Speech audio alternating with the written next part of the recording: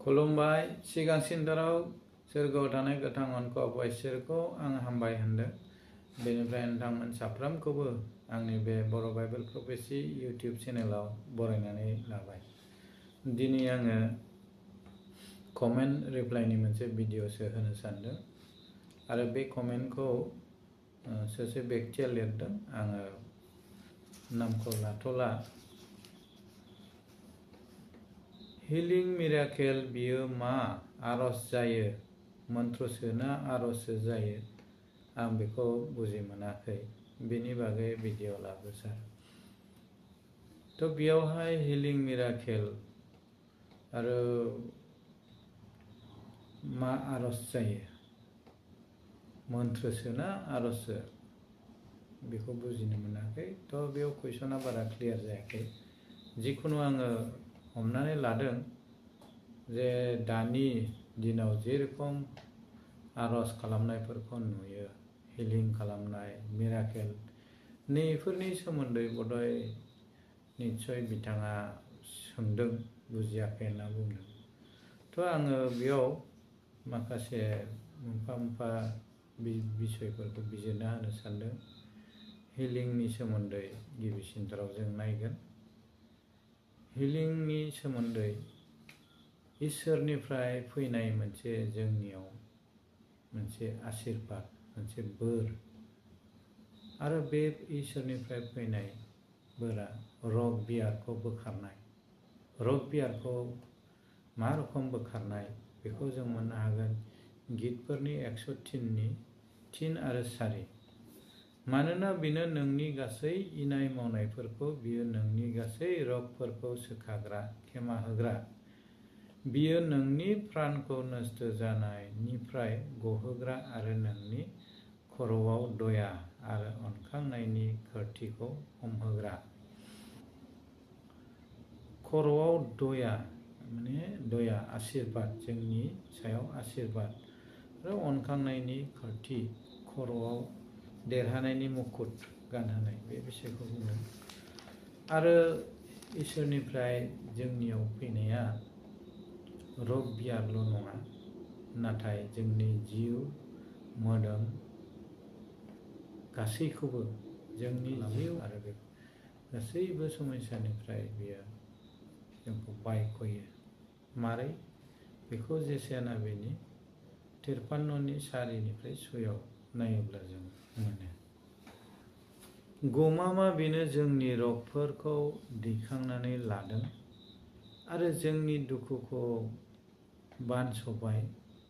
अब्लाबो जोङो सानबाय बियो रगजों खोख्लैजानाय, इसोरजों बुजानाय आरो बाग्रायजानाय होननानै। नाथाय बियो जोंनि आयेन बारसिनायनि जुनै जखम खालामजाबाय आरो जोंनि इनाय मावनायनि जुनै बुख्रुब जाबाय। जोंनि सान्थिनि लागै बियो सास्ति होजाबाय आरो बिनि मानजाफोरजों जोङो सोखाजाबाय। जोङो बयबो मेन्दानि समान आन्दायबाय।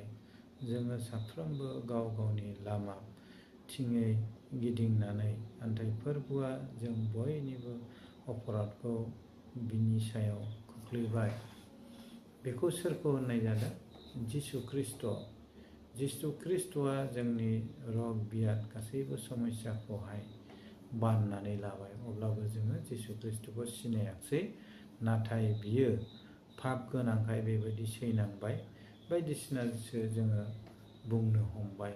बेखौ जेसाया नाबिजों भबिष्यतबाणी होनानै दोनजाखादों बेसेबा गोबाव बोसोर सिगां। मेन्दाजों समान, मेन्दाफ्रा जेरै फालोनिफ्राय आन्दायो बेबायदि आन्दायनाय बायदि जाबायमोन।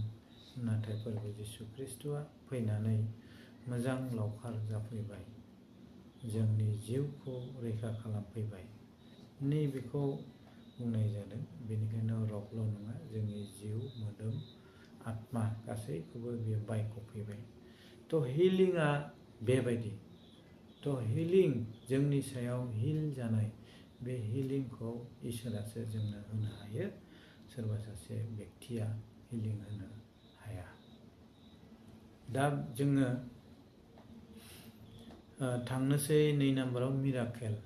नैबे मिराकेलनि सोमोन्दै जोङो नुबाय दानि नैबे बोथोराव बारा गोबाव जायाखै 8-10 बोसोरसोल' जादों जोबोद मिराकेला जादों जोबोद मिराकेलनि खामानिफ्रा मावजागासिनो दङ नाथाय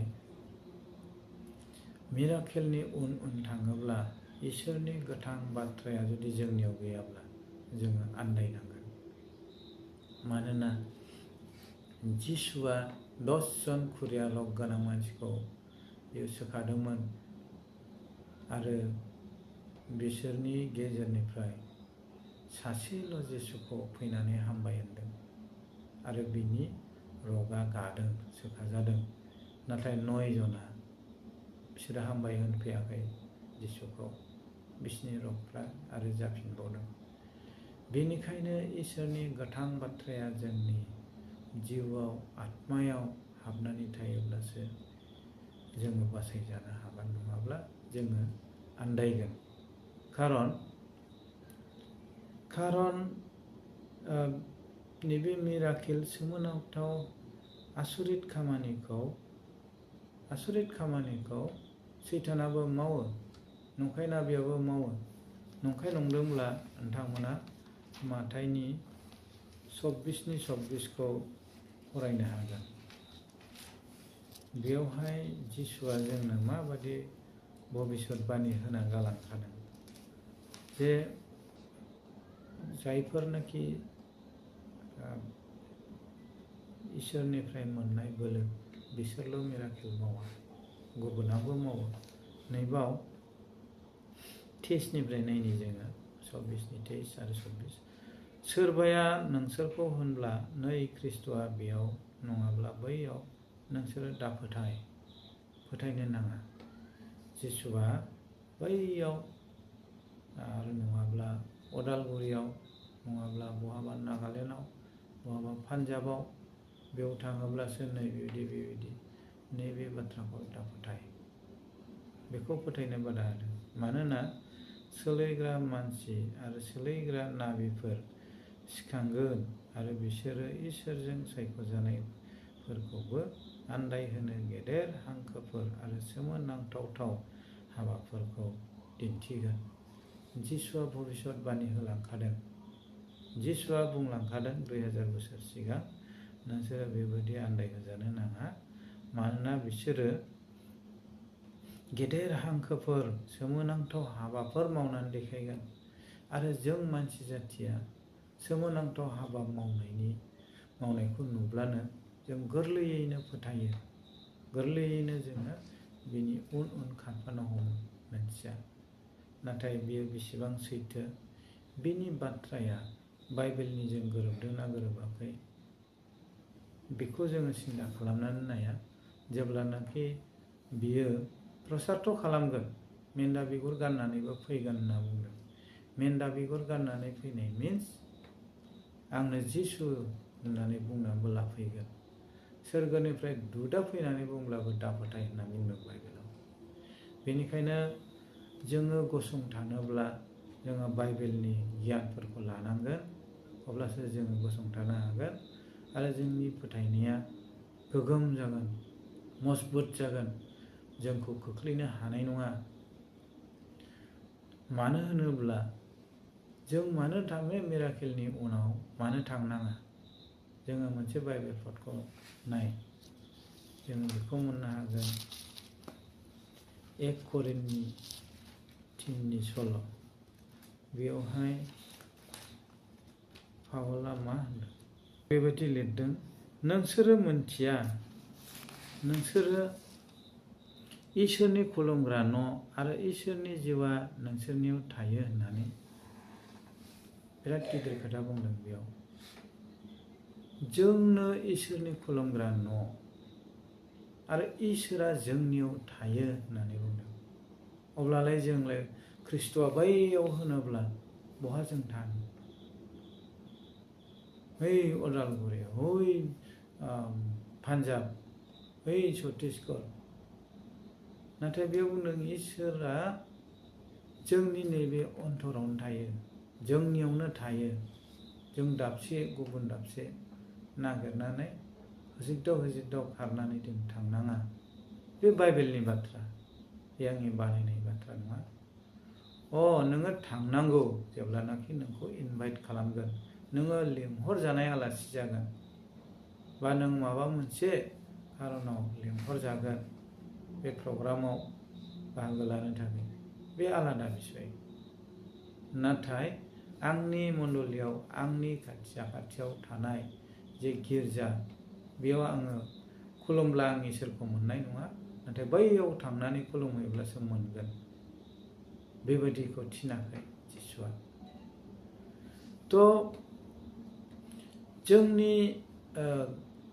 जोङो इसोरनि खुलुमग्रा न', जोङो जुदि इसोरनि खुलुमग्रा न' जोंनो जाबायब्ला जों बहाथो थांनो?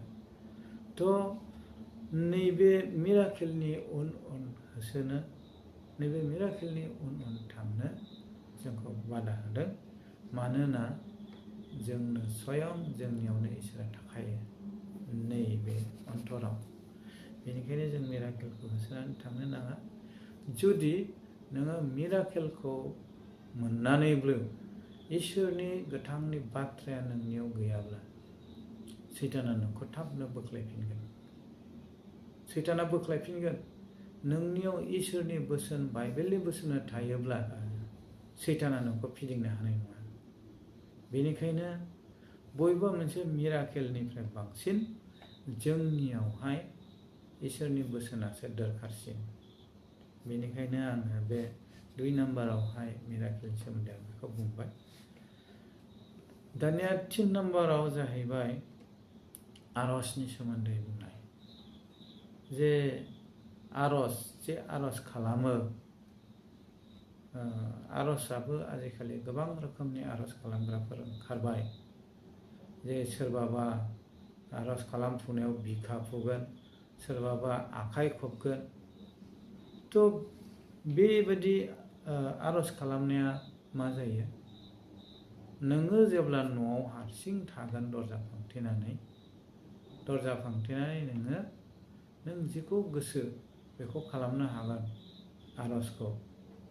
नाथाय नोंनि बे आरजजों इसोरा सन्तुष्ट जानांगोन। जोङो इसोरखौ मारै सन्तुष्ट खालामनो हायो? जोङो इसोरखौ सन्तुष्ट खालामनो हायो, जोङो इसोरजों रायलायनाय। आरज खालामनाया जाहैबाय इसोरजों रायलायनाय आरो मोनसे वारशिप खालामनाय। जोङो इसोरखौ सिबिनाय, मेथाइ खननायजों, दामनाय देनायजों जोङो वारशिप खालामो, इसोरखौ सिबियो। आरो जेब्ला जों इसोरखौ सिबियो, जों रंजा बाजा आखाइ खबनायफोरजों, दामनाय देनायफोरजों जों सिबियो।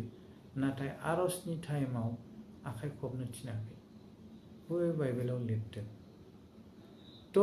जेब्लानाखि नोङो आखाइ खबगोन, नोंनि आखाइ खबनाया गुबुन सासे नोंनि खाथियाव थानाय जाय प्रेयार खालामग्रा, बिनि जे ध्यान, बे ध्यानखौ नोङो सिफायना होनाय जागोन। नों जुदि आखाइ खबोब्ला प्रार्थनानि गेजेराव निस्सय गुबुन सासेयाबो जथा दामनांगौ बा दल दामनांगौ। जे आंहा आखाइ खबनो, आंहा आखाइया दिनै एसे उसुबिदा जादों, बा बेना आखाइ थोंसे गैया होनलायदों, अब्लाथ' बे दल बुनांगोन, बाथ्रानि लाइनाव बे थाङो। बेनिखायनो नोङो आरज खालामनाय समाव आखाइ खबनायजों गुबुनखौ भंग दा खालाम, नोंनि खाथियाव थानाय। आरज खालामनाया नोङो न' सिङाव हारसिङै, रावबो जाहाथे नों आरज खालामनायखौ मोनथिया, नोङो गोसो गाबखांनानै रिपेन्ट खालाम, हारसिङै नोङो आरज खालाम। बेयाव इसोरा सन्तुष्ट जागोन, निस्सय नोंनो एन्सारखौ होगोन। नाथाय जेनेरेल बैयाव जे आरज खालामो, बियो मोनसे प्रेयार वारशिप टाइमाव, नोङो इसोरखौ खुलुमनाय टाइमाव बेबो जिउजोंनो जानांगौ, जिहेतु सिबिनाय वारशिप। नाथाय बैयाव मोनसे लिमिटेड थायो, नोङो गुबुनखौ जाहाथे डिस्टार्ब होआ, गुबुनाबो नोंजों समान ध्यान जाहाथे होफानो हायो, बेसो आरजआ। दा माबादि रोखोमनि आरजखौ सोंदोंमोन आंथ' मोनथिला। जिखुनु आरज खालामनांगौब्ला बेबायदिसो आरज खालामनांगौ। आरो मोन्थोर होननानै बुंदों, बे आर'ज खालामनायाव मोन्थोर रायो ना मायो गुबुन गुबुन रोखोमनि जाय भाषाखौनाखि जोङो बुजिनो मोना बधय बेखौ बुंदों जानो हागौ मोन्थोर रायोब्लाथ' मोन्थोर रायग्राफोरनि भाषाखौ जों बुजियाना थ' बेनिखायनो बिथाङा बे आर'ज खालामनाय समाव बुजिनो मोनै भाषाखौ रायनायखौ बधय सोंदों जानांगौ जे मोन्थोरसो रायो ना आर'जसो खालामो होननानै नंगौ बेनि भिडिअखौ आङो होखांबाय गुबुन राव रायनाय बे भिडिअखौ नोंथाङा आर'जनि सोमोन्दै बुंनाय दङ बे भिडिअआव मा रोखोम गुबुन राव रायनाय मा रोखोम आर'ज खालामनांगौ पाउला जोंनो मा रोखोमखौ फोरोंदों बे आंनि टाइमलाइनाव भिडिअ टाइमलाइनाव थांनानै नोंथाङा नायबानो जाबाय थ' मोन्थोर रायनाय बे आर'ज गुबुन गुबुन रावजों बुजिनो मोनै सोदोबफोरजों आर'ज खालामनायखौ बधय बिथाङा मोन्थोर रायनाय बायदि बुजिदों आरो बाइबेला बेखौ सापर्ट खालामा जे भाषाखौ नोंनि खाथियाव थानाय मानसिया जुदि बुजियाब्ला आरो नों गाव आर'ज खालामग्रायाबो जुदि बेखौ बुजियाब्ला अब्ला नोङो बै आर'ज खालामग्रा गिर्जारिफोरजों नोंजों परदेसि जाबाय आननन नों गावबो बुजिला बिसोरबो बुजिला ओरैबायदि जानांगौ पाउलनि बुंनाय मथेब्ला नोङो जेखौहाय बुंबाय गिर्जारिफोरनि सिगाङाव नों बेखौ भाङायनानै होनानै जाहाथे बै बुजियै मानसिफ्रा बुजिनायनि नोङो आर'ज खालामबाय गुबुन गुबुन मा राव होनो गावसो मोनथिगौ खिन्थु गावनाव सोंदो ट्रेन्सलेट खालामनो गावबो मोनथिया बेखौ बाइबेला सापर्ट खालामा आरो बे मन्त्र नङा बियो बे खुनु मन्त्र नङा बे गावसोर बबेनिफ्राय सोलोंदों मारै बानायनानै बुंलाबायदों बिनि ओंथिया मा खिबाजानि सैतानखौनो लेंहरनाय जायो बेखौथ' गावबो बुजिला ना मा रायनाय जायो गुबुन राव रायनाया नोंनि गिर्जारिनि गेजेराव सोरबा सावथाल सोरबा बेंगलि सोरबा उराव दङब्ला बै मानसिनो नोङो ट्रेन्सलेट खालामनानै होनो हानांगोन गुबुन राव जेरैहाय पेटरा गाव मोनसेल' राव रायदोंमोन नाथाय गावबागाव हारिनि गावबागाव जातिनि भाषाजों बुजिहैजोबदों गुबुन राव नों रायोब्ला गुबुन रावजों नों आर'ज खालामोब्ला बै गिर्जारिफ्रा बुजिजोबनांगोन ओंखायनो बे बाइबेलनि मथे खुनु मिनिं गैया खुनु अर्थ गैया ओंथि गैया बेनिखायनो बे मोन्थोरबो नङा बेनि एन्सारखौ जाय बेक्तिया आर'ज खालामो बेफोरबायदि रावजों बेसो खिन्थानो हासिगोन नाथाय बिनि एन्सारा आंनियाव गैया नाथाय जिसुआ बुंनाय बायदि जोबनाय सानाव गेदेर हांखोफोर गेदेर सोमोनांथाव खामानिफोर मावनानै देखायगोन नंखाय ना बिफैगोन जोङो बै मावनाय आरो बुंनाय बेखौ जोङो बाइबेलनिफ्राय कम्पेयार होनानै नायनांगौ जेसे दिनसिम बाइबेला जोंनि आखायाव दं एसे दिनसिम इसोरनि आशीर्बादा जोंनियाव दं जेब्लानाखि बे गोजाम रदाया सलिला बे बाइबेलखौ बेन खालामगोन अब्ला बुजिदो फोथारनि आबादखौ हानो इसोरा थाम थिम खालामबाय बेनिखायनो थियारि जानाया दरखारसै बे बाइबेलखौ बेन खालामनो थाखाय सैताना गुबुन मोनसे बाइबेल दिहुनगासिनो दङ ओंखारगासिनो दङ बे सैताननि पलिसि बे समसिमहालागै नोंथाङा बे बाइबेलखौ फरायोब्लानो गासैबो बुजिजोबगोन बेजों कम्पेयार खालामनानैसो नोङो गावनो इसोरजों न' सिङाव हारसिङै बाइबेल फरायनानै इसोरनियाव आर'ज खालामोब्ला नोंनो इसोरा गियान होगोन बे बाइबेलनि भाषाखौ बुजिनो थाखाय बेखिनिखौ आं बुंबाय नाजारेन जिसुनि मुङै आमेन गोजोन्थों।